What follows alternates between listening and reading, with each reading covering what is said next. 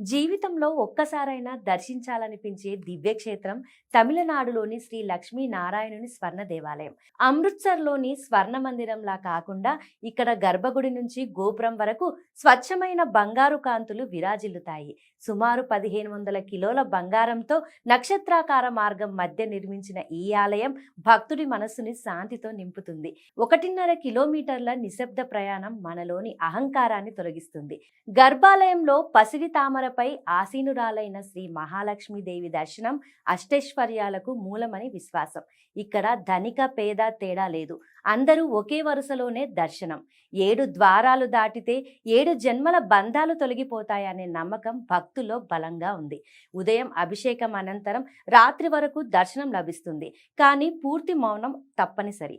ఈ క్షేత్రాన్ని స్థాపించిన శక్తి అమ్మ సేవా కార్యక్రమాలతో ఆలయాన్ని ఆధ్యాత్మిక కేంద్రంగా తీర్చిదిద్దారు. ఒక్కసారి ఈ స్వర్ణ క్షేత్రంలో నిలబడి ప్రార్థిస్తే దారిద్ర దోషాలు తొలగి లక్ష్మీ కటాక్షం కలుగుతుందని భక్తుల నమ్మకం.